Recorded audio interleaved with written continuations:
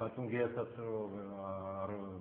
მოკლედ საქმე იმაში გახლავთ რომ მოხდება ესეთი უცნაური რამ როგორც ჩანს რუსეთის ხელისუფლებას დაემართა რაღაცა გიტლერიზმი იმიტომ რომ გიტლერს მე ფაშიზმის თვალსაზრისით არ ვგულისხმობ ალბათ იმ ასე ვთქვათ ეიფორიის თვალსაზრისით და გიტლერს დაემართა ხელისუფლების მოსვლის დროს როდესაც მან გადაწყვიტა მსოფლიო ბატონობა და მისი რესურსი იმდენად არ იყო დიდი რამდენადაც რომელსაც შეიძლებოდა თელ მსოფლიო შეჭიდებოდა და რაც დაემართა მოგეხსენება დაახლოებით იგივე ჭირს პუტინს რა მოხდა ახლა სინამდვილეში მე ამას ემოციურად ვლაპარაკობ აი ამ ოსური კონფლიქტის შემდეგ როდესაც ჩათვალა რუსეთმა რომ გაინაღდა ასე ვთქვათ ამ მეოთხე ენერგეტიკული კორიდორის ჩაკეტვა იმ წუთშივე მოხდა რამდენიმე ერთ თვეში ზუსტად ჩავიდნენ კატარში კატარი არის მესამე ქვეყანა თავის ენერგორესურსებით გაზის რესურსებით მეორეზე ირანია მოგახსენებდა პირველადზე რუსეთი და დააფორმეთ ირან კატარმა და ესეთ რუსეთმა ხელშეკრულება გაზის ოპეკის ანუ გაზის ფასების რეგულირებასთან გაზის კარტელის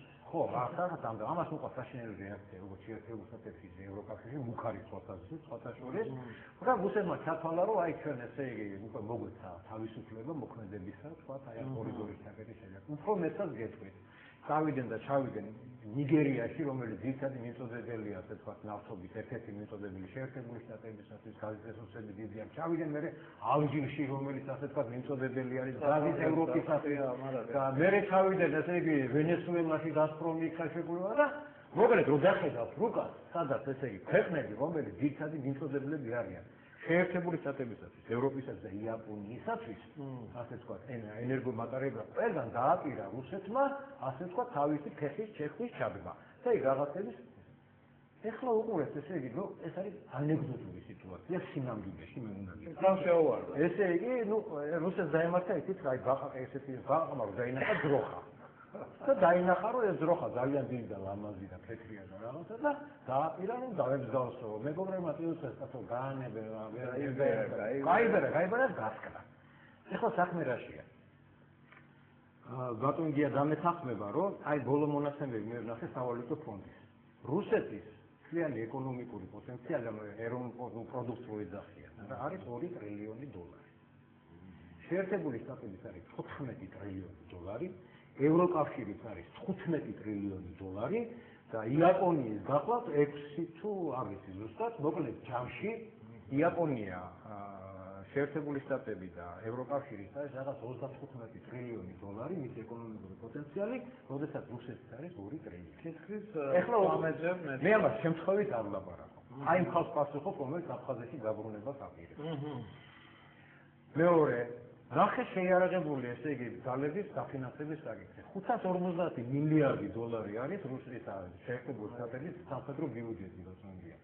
რუსეთის არის 60 მილიარდი დოლარი, ევროკავშირის არის 300 მილიარდი და ამასაც რო შეადარებთ იაპონიას აღარ ვამბობ, ესე იგი შეადარებთ დაინახავს რომ რამდენად უსუსურია რუსეთი თავისი დღევანდელი ეკონომიკური სიძლიერე და სამხედრო სიძლიერე იმისათვის რომ აი ეს პროექტები განახორციელოს, რომელსაც ის ასე თქვა ჩვენისთავის არ და მე ვფიქრობ რომ ეხლა არ მინდა იმ დოკუმენტებზე ლაპარაკი რომელიც ევროკავშირმა გაუგზავნა მომავალ პრეზიდენტს არის ეს დახურული დოკუმენტი ძალიან საინტერესო რაღაცები წერია ერთმანეთთან ესე კონტაქტისა ვიღაცები წინააღმდეგ და მე ერთი რამე შემიძლია გითხრა რუსეთს ევროკავშირი და შეერთებული შტატები ან წამოიყვანს თავის პირობებზე აი ბატონმა გიას სწორედ აი ეს ენერგეტიკული ევროპის ენერგეტიკული ქარტიაზე მოაწერიებენ ხელს ან დაიქნება კატასტროფული სიტუაცია რუსეთისათვის რუსეთს დაშლიან ნაწილებად რა არის ამდენად ეს მისაც ვთქვათ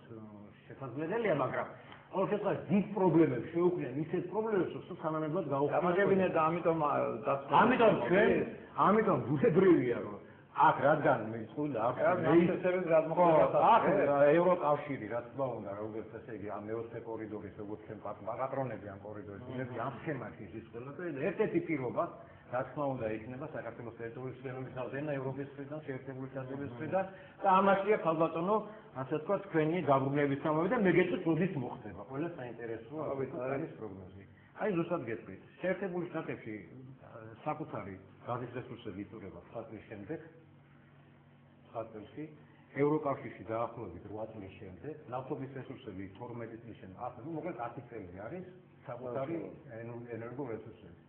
პროცესი თუ არ დაიწყო უახლოეს პერიოდში რუსეთის საწინააღმდეგოდ, ანუ რუსეთის ამ მოჩოქის ან რაღაცა, მაშინ აღმოჩნდებიან, ასე ვთქვათ, რუსეთის ამ ჩამორჩენილი ქვეყნის გავლენის ქვეშ. ამიტომ პროცესები აი ობამას პრეზიდენტობის პერიოდში ბუნებრივია ძალიან სერიოზული ცვლილებები იქნება გლობალური მასშტაბით და საქართველოში თუ იქნება ნორმალური გონიერი ხელისუფლება, ესეთი როგორც ბატონი დია და მისი მეგობრები, ისე როგორც ჩვენი მეგობრები არიან და ჩვენს გარშემო ის ხალხი მისწრიალებს, არა?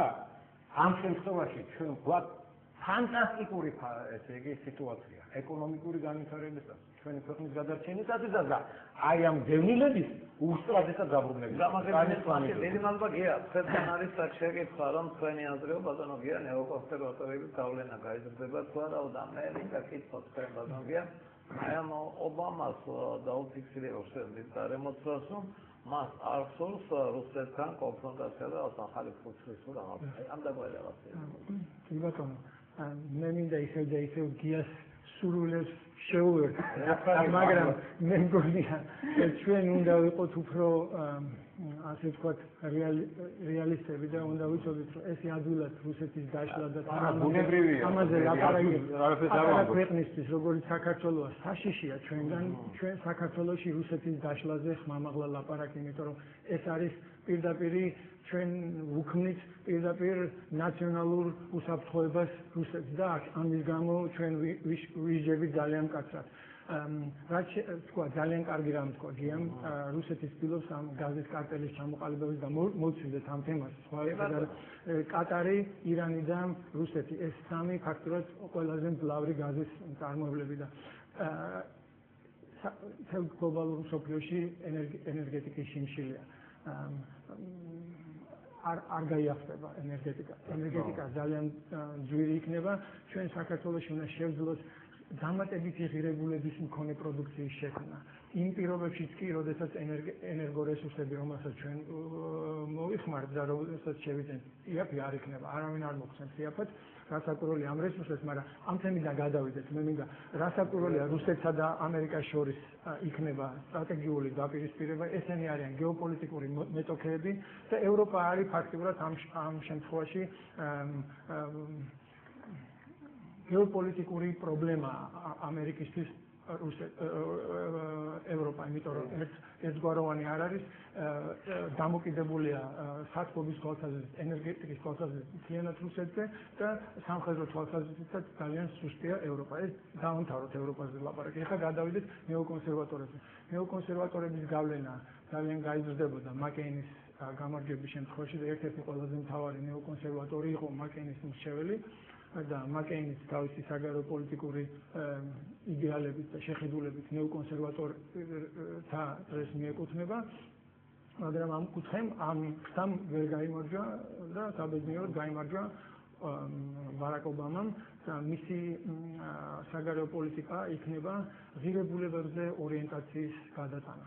ანუ თქმა იმისა, რომ ჩემი ამერიკის ნაციონალური ინტერესი ამ შემთხვევაში როგორც ბარაკ ობამა პრეზიდენტისა არის პირველ რიგში ეგრეთ წოდებული მსუბუქი ძალაუფლების გამოკვეთა. ანუ არა ძალაზე, არა ეკონომიკაზე, არა სამხედრო სიძლიერეზე დააფუძნებული, არამედ ღირებულებრივ მიმზიდველობაში. იმ ღირებულებებისა, რასაც ამერიკა ფაქტობრივად ამდენი ორი საუკუნე ამერიკა ეფუძნება. ანუ პიროვნების თავისუფლების ხელშეუხებლობა, საკუთრების ხელშეუხებლობა,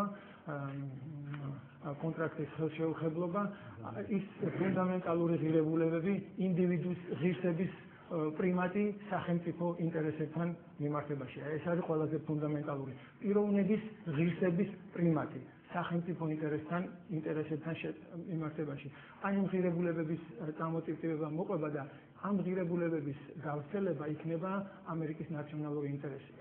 ეს ნაწილი არის ძალიან მნიშვნელოვანი და მე მგონი ჩვენ გვექნება შესაძლებლობა ჩვენი საგარეო დიპლომატიური კურსის აი ამ კურსთან შესაბამისობაში თუ შევალთ ჩვენი საგარეო პოლიტიკა იქნება წარმატებული. ანუ ნეოკონსერვატორები ისტორიის ავანსცენიდან მიდიან და მოდის ახალი საგარეო პოლიტიკა, რომელსაც წარმოადგენს ბარაკ ობამა და მე მგონია ჰილარი კლინტონი ან ჯონ კერი. ორივე შემთხვევაში ეს იქნება როგორც ამერიკისთვის, მთელი მსოფლიოსთვის და ასევე საქართველოსთვის წინ გადადგმული და დამაიმედებელი ნაბიჯი. ეს არ ნიშნავს იმას, რომ ესენი მოვლენ და ჩვენ რაღაცას შეგვიქმნიან. რასაკვირველია არა, მაგრამ ეს ხნის შესაძლებლობების ფანჯარას საქართველოს